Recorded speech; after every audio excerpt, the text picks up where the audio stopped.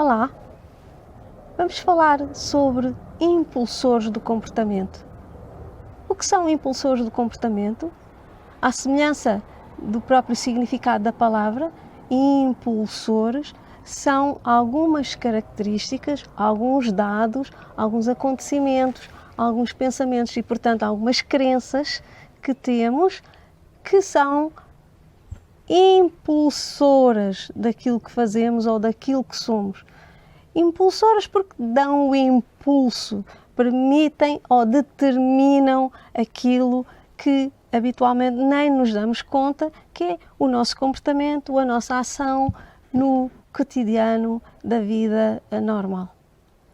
Obviamente que também determinam alguns dos traços ou dos núcleos que já falámos em relação ao nosso caráter, porque alguns dos impulsores foram-nos transmitidos ou foram aprendidos a partir da nossa infância ou durante o nosso desenvolvimento.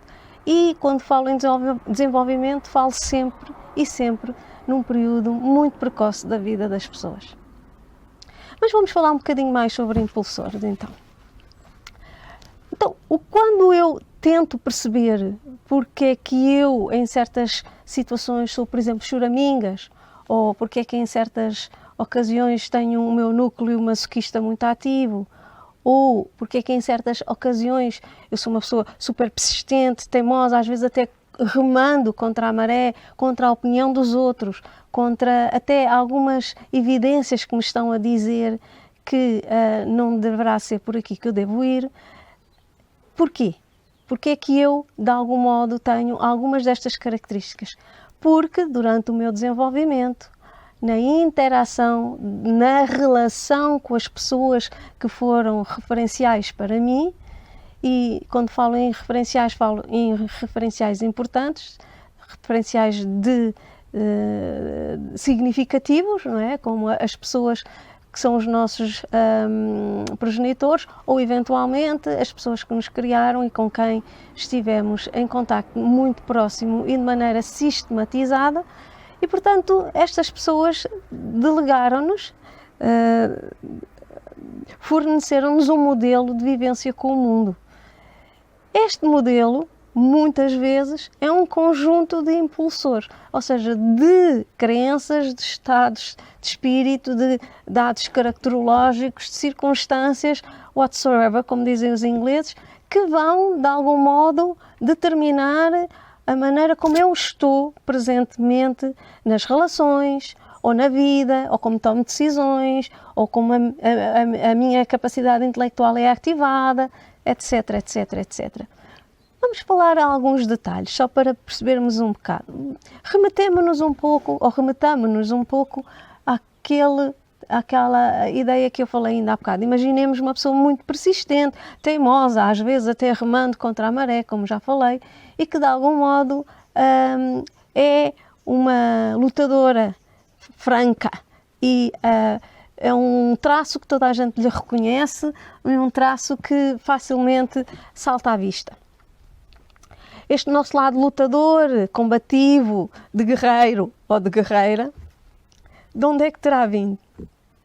Às vezes, se vamos fazer uma revisão, se formos, nem sempre vamos, não é? Mas se nos for possível, ou se fizer sentido, ir lá atrás, fazer uma revisão a algum do nosso percurso e das pessoas que nos rodearam e como nós interagimos com elas e vice-versa, vamos encontrar alguém que nos disse: esforça-te.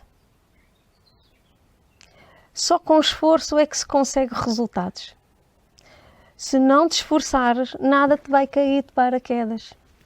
A vida não se coaduna com calanzices. Tu tens que trabalhar para ter uma vida. Tu tens que trabalhar e tens que te esforçar para alcançar tudo o que tu quiseres. As coisas não nos vão cair aos pés. Não há cá lotarias, nem euromilhões. Portanto, faz favor, tudo o que vem da nossa vida é com muito esforço. E esforço árduo. Ora bem, nestas circunstâncias, aprendemos que tudo o que se conquista da vida tem que ser, de facto, algo muito suado, muito esforçado e muito árduo. E nós vamos caminhando, vamos andando, saltando etapas ou fazendo etapas do nosso desenvolvimento em que percebemos, ok, eu só consigo uma nota de quadro de honra se eu me esforçar, eu só conseguirei meter o golo se eu correr, se eu me esforçar, se eu fintar. E se eu treinar afincadamente, eu só conseguirei ter o corpo esbelto, maravilhoso, de fitness, esperado, maravilhoso e imaginado, como nas revistas, se eu me esforçar e for ao ginásio, se eu correr não sei quantos quilómetros por dia e se fizer uma dieta daquelas inimagináveis.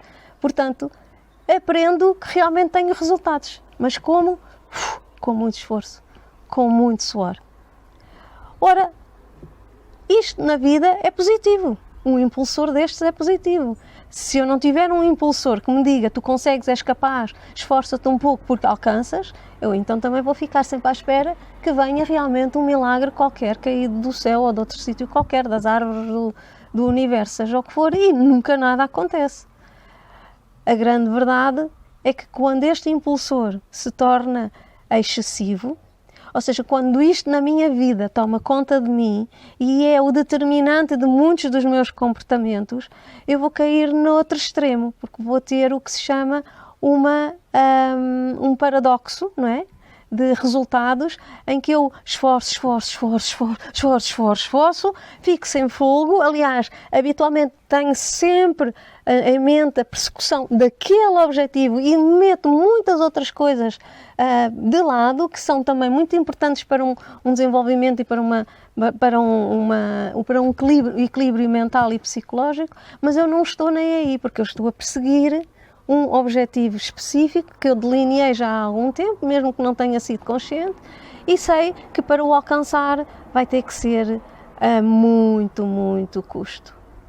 Muito suor, muito trabalho, muito esforço e muita abdicação e de outras áreas, renegar outras áreas que me dariam algum prazer, mas que de facto eu não posso dar atenção porque ainda estou no grande esforço para alcançar qualquer coisa que seja que me dê algum folgo e alguma folga, é mais isto que eu queria dizer, em relação a algumas dos ideais que eu determinei para mim. Por exemplo, alcançar um status de carreira XPTO, vamos só imaginar.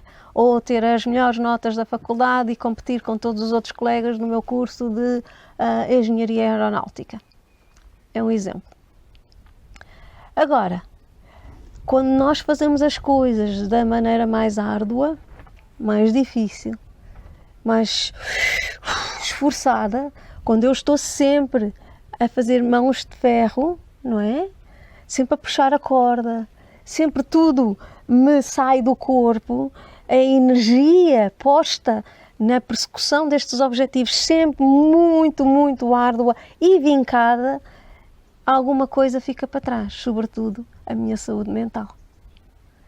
E nunca percebo que afinal há algumas coisas na vida, seja o universo que se trata de nos ajudar, seja uma leveza que nós possamos ter a vivenciar algumas coisas, a vivê-las a acreditar que elas podem acontecer e mobilizando meios, mas de uma maneira easygoing, como dizem os ingleses. Não sei se conhecem esta expressão, quer dizer descontraída. Ora bem, se eu não aprender que isto também é uma maneira que me leva aos mesmos resultados do árduo esforço, então eu nunca vou para o lado do easygoing, eu nunca vou para o lado da descontração e da caminhada pausada, respirada e que no fundo alcança os mesmos resultados do que um corredor de longa distância e exausto da sua maratona. Isto porquê? Porque lá atrás me deram sempre o impulsor do esforço. Esforça-te, alcança, trabalha, gasta a tua energia até o ínfimo, mas vais conseguir. E então outra coisa vai ficar no caminho e que eu não vou ter facilidade em vivenciar, que se chama prazer. Ora, pode ser outro impulsor, não é? Já iremos falar em algumas famílias, há uma, um alimentar do prazer, o que pode ser positivo ou não. Bom, mas habitualmente é. Mas noutras, o prazer está coartado. Aliás, em detrimento disto. Eu estou muito ocupado ou muito ocupada em esforçar-me em demasia para alcançar alguns patamares que me foram impostos ou que eu autoimpus a mim mesmo. Porque depois também temos alguns problemas, são as nossas autoimposições, que às vezes são muito irracionais, e já vamos falar um pouco sobre elas. Mas vamos ver agora esta questão do prazer. Portanto, se eu não tiver tido uma cultura de desenvolvimento onde o prazer tinha expressão e onde era aceite como algo positivo, eu vou estar sempre no impulsor do esforço-te. Pelo contrário, as questões relacionadas com o prazer, com as coisas light, soft, suaves, sentidas, descontraídas, não podem nunca ser aceites no esforço que eu estou a empreender para conseguir alcançar etapas na minha vida. Porque prazer é calanzice, é preguiça, é o bem bom, e o bem bom é punido.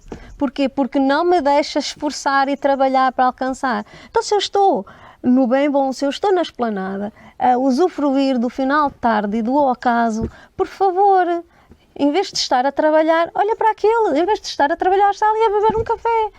Assim a vida nunca mais anda para a frente. Muitos de nós ouvimos isto durante a nossa infância. Por exemplo, os nossos pais dizerem de alguém que viram na esplanada e vão-nos apontar o exemplo. Estás a ver? É por causa disto que ele não alcança nada na vida e é um Zé Ninguém. Tu não podes ter assim. Ou porque, algures, nos viram a nós, num belo dia de sol, descontraídos e barriguinha ao sol, como eu costumo dizer, e havia muita coisa para fazer. Então, menino, já saí ao sol, na calanzice, então há muita coisa para fazer. Olha que assim a vida não vai para a frente. Portanto, e vamos aprendendo sistematicamente a ouvir isto, que eu não posso relaxar, eu não posso usufruir da calma, da descontração, do relaxe e do prazer das coisas, porque estou muito ocupado com uma energia extraordinária, bastante árdua e dura para alcançar outros patamares, que habitualmente não têm nada a ver com o prazer, como é óbvio. E todos os outros que usufruem disso, do prazer, têm um rótulo que eu lhe ponho dos calões, dos ingratos, daqueles que vivem à custa dos outros, que não se esforçam, blá blá blá, tudo com conotação negativa. Ora bem, a maior parte das pessoas que têm impulsores deste estilo do esforça-te são pessoas que, de algum modo, também não são capazes de aceitar que o outro é uma pessoa easygoing, que o outro é uma pessoa descontraída, que as pessoas em geral têm direito a, de vez em quando, relaxar e ter acesso ao prazer.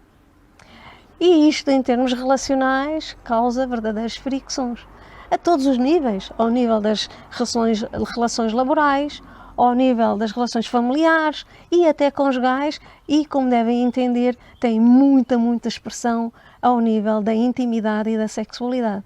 Se uma pessoa aprende que o prazer não faz parte do seu repertório mental, também vai ter muita dificuldade em vivenciar a sua intimidade como um espaço e um tempo de prazer e de acesso a uma ternura, a um afeto muito positivo e prazeroso, ou prazenteroso, como quiserem.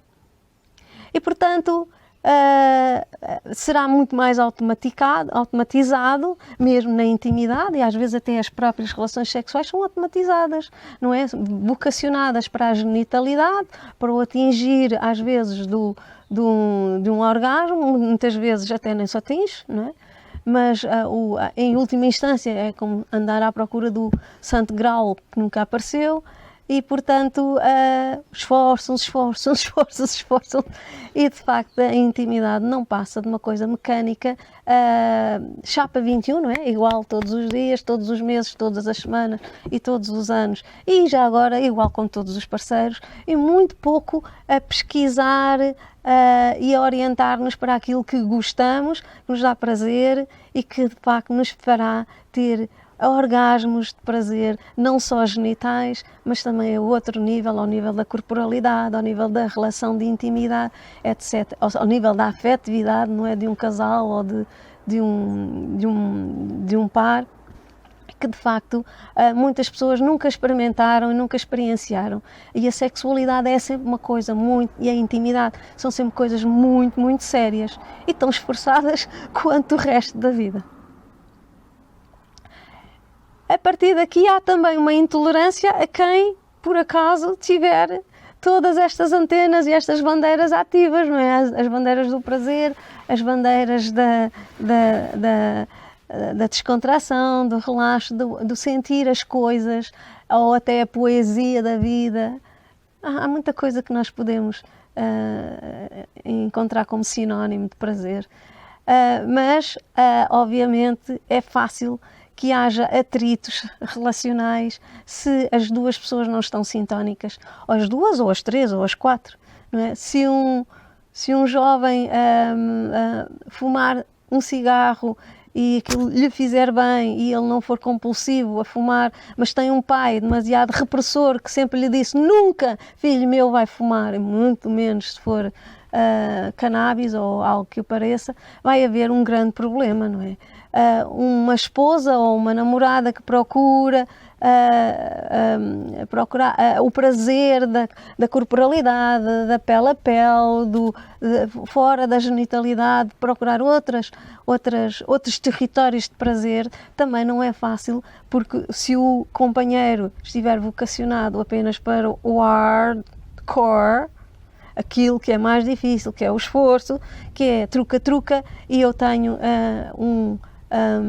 uma ereção e, eventualmente, uma ejaculação, e a genitalidade fica por ali, e a sexualidade fica por ali, a intimidade fica por ali. Portanto, não há a descoberta, não há o sentir, o procurar, as zonas erógenas que não sejam só as genitais, e há uma grande confusão nesta intimidade, mas isto depois será um padrão que se vai repetir com todas as intimidades das pessoas com quem este tipo de pessoa se vai dar. Então estamos a ver aqui como os impulsores, aquilo que foram algumas questões relacionadas com o nosso desenvolvimento e com a nossa educação, que de algum modo determinaram algumas das posturas, dos comportamentos e até da estrutura psíquica e caracterológica que nós temos, ou até aqueles núcleos que já falámos. Há outro estilo de impulsor que pode de algum modo também influir nesta nossa estrutura psicológica. Pode ser, por exemplo, o impulsor de que eu não posso ser outra coisa senão brilhante. E os meus pais, ou os meus progenitores, ou as pessoas que me educaram, ou criaram, as pessoas de relevância significativas na minha vida, determinaram que eu tenho que ser realmente uma pessoa muito inteligente. A maior parte das vezes porque eu já dei provas disso, porque já mostrei que sou academicamente muito brilhante, que me saliento no meio dos outros, que sou um miúdo que até gosta de estudar, ao contrário da maioria dos filhos dos nossos companheiros, ou dos amigos de trabalho, ou dos colegas de grupo, seja o que for. E além disso, tem interesses variados e mais ou menos intelectuais, é capaz de discursar sobre assuntos que os miúdos da idade dele não discursam, é uma espécie de enciclopédia ambulante e, portanto, um miúdo que de facto revela uma proficiência, não é, intelectual fora do comum. Então os pais enchem-se numa espécie de orgulho, não é, de um ego inflado, não é, que de algum modo é natural, não é? Isto não estou a criticar, mas que de algum modo vai dar a sensação à criança de que é preciso ainda mais do que aquilo que ela é. E mais ainda, os pais, implícita ou explicitamente, vão escolher para esta criança o caminho, o destino intelectual e até o futuro profissional que eles possam vir a ter, porque uma pessoa brilhante tem essencialmente que seguir aquilo que é considerado o brilho na sociedade. Sei lá, o que é que a gente pode falar sobre isto? Tem que ser advogado? Ou um empresário de grande sucesso, portanto depois ter não sei quantos MBAs em Economia e Gestão, ou tirar Engenharia Aeronáutica, mesmo que não goste nem de aviões, nem de foguetões, como diz um paciente meu, ou Medicina, não é? O apogeu, aquilo que é considerado o arauto da inteligência, que a sociedade vai veiculando, não é? Como as pessoas mais inteligentes, mais brilhantes, estão todas concentradas assim nestes ramos de atividade. O cientista, um grande cientista, que depois vai trabalhar para o estrangeiro e já jovem, já escreveu montes de artigos e livros, ganhou montes de prémios e é citado na internet e na televisão. E os pais querem, como eu disse, implícita ou explicitamente, ou os educadores, as pessoas de referência, vão-nos impelindo, vou chamar assim, impelindo, por causa da palavra impulsor, a que eu faça escolhas e tome decisões na minha vida que só possam ter em meu redor brilho. Há uma coisa que está um bocadinho esquecida debaixo do tapete com isto. E onde fica a minha volição, a minha motivação para estas coisas, onde fica a minha vontade de seguir um caminho brilhante, onde ficam os meus outros interesses, os meus outros skills, as minhas outras habilidades e capacidades, que às vezes até são muito mais orgásticas para mim, porque me provocam muito mais prazer do que todo o brilhantismo académico que eu possa ter, ou eu estou a falar em brilhantismo académico, mas sei lá, há pais que definiram este miúdo vai ser pianista, tem que ser pianista e acabou-se, porque nós percebemos que ele sabia ali umas coisinhas de cor quando lhe fizemos um pianinho pequenino na frente, quando tinha 2 anos, e agora não pode ser outra coisa senão um Pedro Burgmeister ou um Arthur Rubinstein e todos os seus sucessores brilhantes que temos. Em Portugal então temos imensos e que são pessoas extraordinárias. Como este jovem também poderá ser extraordinário se realmente for do seu agrado, se for orgástico para si, ser pianista. Agora, a grande verdade é que muitos de nós não queremos ser pianistas. E quem diz pianistas, eu agora digo isto em termos da metáfora, não é? Não queremos ser engenheiros aeronáuticos. E também temos muito medo de ser médicos e de falhar. Portanto, também não queremos ser médicos, nem veterinários, psicólogos e toda essa gente brilhante. Não queremos. Queremos outra coisa. Sei lá, às vezes queremos ser dançarinos. Queremos ir para o Chapitão aprender a ser palhaço. Ou simplesmente queremos ser uma Frida Kahlo e pintar como os neorrealistas e os surrealistas, os expressionistas e tudo o que nós quisermos falar. Acabado em ista, mas que tenha a ver com expressão plástica. Quero ser professora primária. Quero ajudar a formatar o eu de crianças pequenas e ajudá-las a perceber que a educação é a bola que avança no mundo, que faz o mundo andar. Não é a guerra nem o ódio, mas sim a educação e o conhecimento.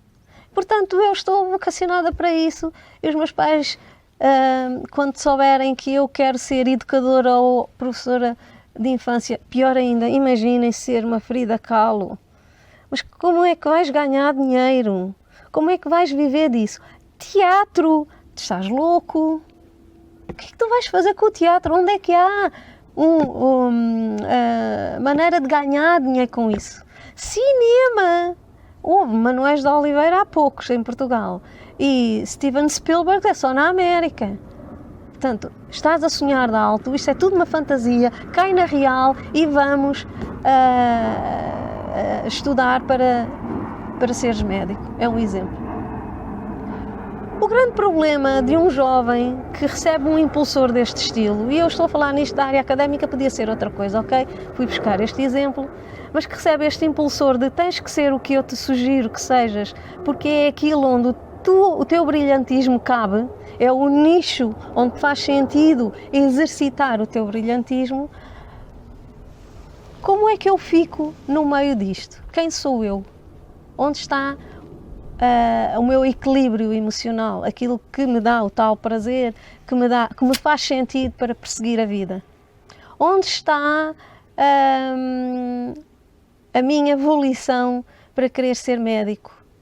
Para me sentar num hospital, coitados, eles nos hospitais nem se sentam, mas para me sentar no consultório do centro de saúde ou no meu consultório privado, e ver pessoas de seguida, onde tenho 10 ou 15 minutos reservados no sistema para cada um e não posso demorar, senão fica lá uma fila enorme lá atrás. E além disso eu tenho mais 4 ou 5 mil habitantes desta freguesia que tenho que ver amanhã e, portanto, esse tipo de pessoas não se vê, de facto, neste lugar.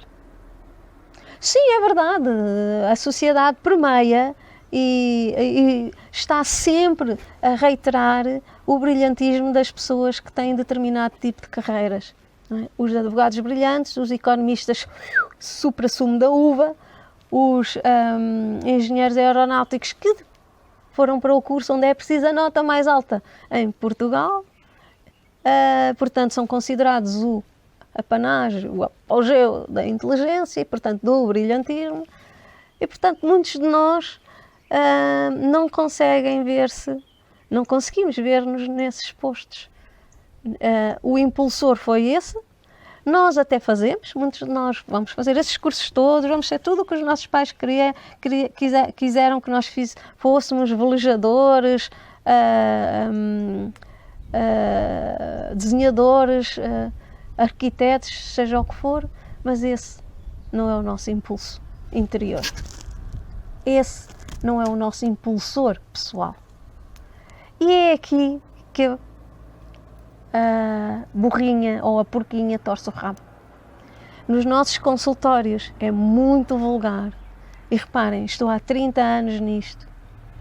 Independentemente dos totós, independentemente de considerarem que eu possa ter menos idade do que é que pensam, mas há 30 anos que estou nisto e os nossos consultórios são o exemplo cabal de que muitos dos nossos pacientes que nos procuram para encontrar um reequilíbrio, um apaziguar interno, são pessoas que vivenciaram estes impulsores e que se sentem encurralados porque vão decepcionar os progenitores ou de quem deles espera que sejam brilhantes, sentem-se encurralados porque não poderão nunca usufruir do seu script interno, do seu guião interno de que terão mais prazer com outras coisas, por exemplo, desenhar retratos, autorretratos ou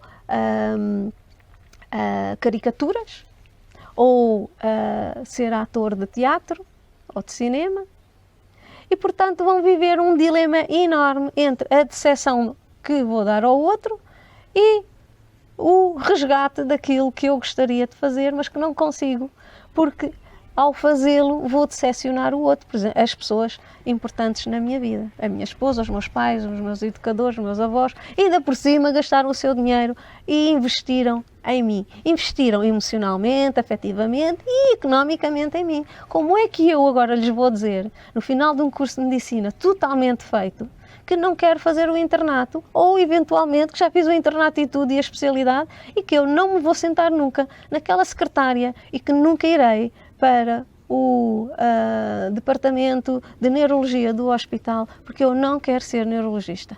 Como vou dizer aos meus pais? Eu, no fundo, o que eu queria mesmo era ser guitarrista. E porquê é que não estudei música? Porque não tive tempo. Tinha que estar alocado àquilo que esperavam de mim. E então eu estava absorvido. O tempo era psicológico e eu não via lugar para mais nada na minha vida a não ser alcançar os patamares que as pessoas tinham esperado de mim. Mas, a maior parte das vezes, sempre à espera de ouvir um aplauso ou dizer muito bem. Mas fiquem sabendo que a maior parte das vezes, quem espera de nós o nosso brilhantismo, depois acha que não está no seu direito, nem no seu dever, de aplaudir e dizer muito bem, sinto-me orgulhoso de ti. Este ainda é o maior paradoxo, não é? É que depois nós esforçamos-nos, vamos de facto de encontro ao script do outro, ao impulsor do outro, ao guião que eles tiveram para a nossa vida, e depois não temos de facto o reconhecimento cabal de que o nosso esforço foi realmente glorioso. Às vezes é o contrário, às vezes há demasiado ênfase naquilo que eu consegui alcançar. Para quê? Para reforçar a hipótese de eu nunca me desviar daquele caminho e ir procurar sucedâneos, mais ou menos, de uns filhos de Deus menor, portanto, de menor importância, e não vai eu perder a cabeça e querer ser outra coisa como palhaço lá no Chapitão. Nem pensar. E não me venham falar sequer no Cirque du Soleil, que nem isso te traz prestígio. Palhaço! Por favor, quem é que vive disso? Já lá, e já agora, e a imagem que vais dar aos nossos... O que é que os meus amigos vão pensar?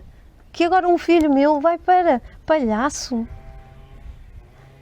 Portanto, vejam que de algum modo tudo isto tem um poder tão grande, tão grande, tão grande, tão grande, que não é incomum que estas pessoas que nos procuram, os que conseguem procurar e ter a coragem de nos procurar em consultório, e já agora, depois de muitos anos de moratórias em que não conseguiam nem fazer nem A nem B, ou, como já disse, médicos que, por exemplo, podem chegar à altura de ir exercer e não vão, e ficam em casa fechadinhos da Silva, ou com menos contacto com o exterior melhor, que é para não ter que justificar porque é que não está no hospital, ou não está a exercer, ou outro tipo de pessoas, por exemplo, quer ser bailarino, mas de facto tirou o curso de aeronáutica e, portanto, a única hipótese que aqui há é, na minha família, toda a gente diz que ser bailarino é uma coisa para homossexual, rapaz, todos os bailarinos são homossexuais, portanto eu não posso ser e, portanto, eu não me vejo capaz de poder dizer às pessoas das minhas referências que eu desejo, independentemente do que são os scripts e os guiões que a sociedade tem para mim, como não consigo fazer isso, vou fechar-me dentro de mim próprio, vou meter-me dentro de casa, menos interação comum, para não poder, não é? Para não ter que estar a explicar que, de facto, eu não quis seguir o caminho brilhante que tinham definido para mim e preferi a estar metido dentro de casa a marinar o que é que eu vou fazer e ganhar, desculpem a expressão, tomates para conseguir sair deste encurralamento. Ora, a grande verdade é que os tomates não são coisas fáceis de, às vezes, segurar, não é? E, portanto, nós vamos mesmo ficar desfeitos e completamente destruturados, diminuindo os contactos com o exterior, com o outro, virando-me para dentro de mim e sempre boicotando tudo o que me possa fazer feliz, mas também não conseguindo mesmo que o script que os outros tiveram para mim, o impulsor que os outros tiveram para mim, vá avante. E deste modo estou num impasse. Na tal moratória. Não é bem uma moratória, porque as moratórias são um tempo de espera que eu tenho programado outra coisa a seguir, mas aqui é um impasse que não me dá para tomar decisões na vida e eu vivo numa angústia interna enorme, muito grande, e chega a um ponto que começo a ter sinais exteriores de que vou rebentar. Não é para mim. Sim, não é a fome no Burundi. Sim, não é um terremoto, qualquer cataclismo numa ilha do Pacífico Sul, provavelmente a mais pobre delas todas, e não é de facto um assassinato em minha casa ou de alguém da minha família, nem uma morte repentina de ninguém, mas é na mesma uma tragédia na minha vida. porque eu vou começar a ter alguns sintomas, vou começar a somatizar e a ter alguns sintomas que vão ser o sinal, a bandeira, não é o disparador, é isto, o sinal, o semáforo que me vai dizer: eu assim não vou continuar, eu assim não vou conseguir continuar. Habitualmente, como a cabeça não me deixa tomar decisões, é o corpo. Eu vou ter às vezes ataques de pânico, ou vou ter ataques de ansiedade muito grandes, mesmo que não sejam de pânico, são muito parecidos. Vou ter às vezes doenças oncológicas súbitas, mesmo sem precedentes familiares. Vou ter muitos problemas de autoimunes, de doenças autoimunes, ou os precursores das mesmas. Vou ter um grande cansaço, um cansaço extremamente vincado, que não me deixa viver a vida e me vai fazer concentrar nos meus sinais corporais e ter algum objeto para viver, não é? Alguns objetivos, nem que seja agora encontrar a salvação para estes meus problemas. Posso ter parésias, não é? Podem ser parésias até do próprio corpo, muitas vezes da cintura para baixo, ou até semiparésias num dos lados da face, hemiparésias, é assim que nós falamos, ou até algumas cegueiras temporárias, isto é possível acontecer. No fundo, eu vou sentir-me paralisado em relação ao que eu desejo, ao que eu quero e ao que me daria prazer, mas também paralisado para não conseguir dizer aos outros: eu não quero o que vocês planearam para mim, e depois considero-me absolutamente encurralado e algures tem que sair a minha ansiedade, ou sobre a forma de agressividade, ou sobre a forma de ataque de pânico, ou sobre a forma de ansiedade exacerbada, ou sobre a forma destas conversões neuróticas. E atenção, a palavra neurótica não quer dizer sempre coisa má. Aliás, dentro de todas as patologias mentais, a parte neurótica é a mais saudável, que é aquela que se recupera mais facilmente, mesmo sem medicamentos. E portanto este meu lado neurótico vai ressalvar para que haja pelo menos alguma coisa que me dê alento para viver, nem que seja para me ajudar a consertar tudo isto que está em fanicos. E por isso eu estou aqui a falar-vos um pouco então sobre a influência dos impulsores no nosso cotidiano e na nossa vivência do nosso eu, da nossa estrutura egoica, da nossa caracterologia psíquica e na nossa maneira de ser. Há muitos outros impulsores na vida. Há impulsores que nos dizem que eu tenho que ser como o meu irmão. Sei lá, olhem a história do Salvador Dalí, não é? Toda aquela loucura daquela pintura maravilhosa veio de um núcleo louco, de vários núcleos loucos que ele tinha, e ele próprio assumia, mas que é interessante aqui percebermos é que o Salvador Dalí veio substituir um irmão que faleceu com 9 anos, e a mãe engravidou de novo, na esperança que fosse um rapaz, conseguiu, o esposo fez um bom trabalho, e portanto escolheu os espermatozoides próprios e os Y prevaleceram, e então veio um rapaz e veio também outro Salvador. Ou seja, a mãe achou que este Salvador tinha que a salvar do Salvador, da dor que teve, do Salvador que perdeu, e, portanto este tinha que recriar o outro.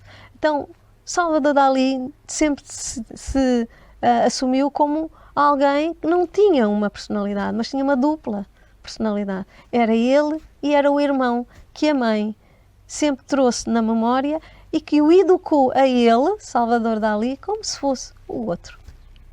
Se eu não tenho identidade, se eu não tenho expressão própria, se eu não tenho uma estrutura reconhecida pelo outro como a minha, idiosincrática própria, então das duas uma. Ou eu agarro na arte para conseguir sobreviver a esta loucura toda e sou genial, ou eu enlouqueço de outra maneira e tenho uma psicopatologia muito forte e vou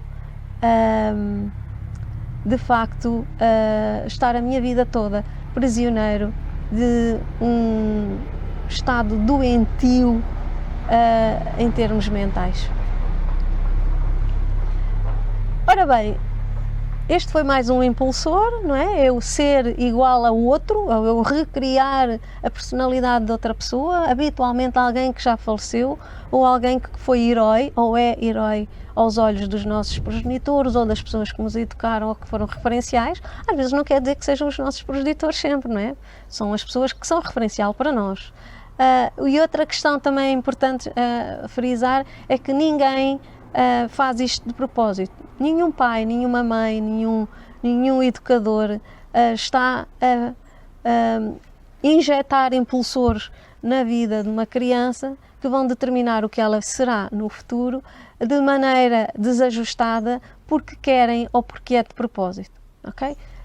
Se estivermos depois a falar em psicopatologia da grossa e em questões mais psicopáticas e não sei o que, isso é outra história, mas não estamos aí a falar.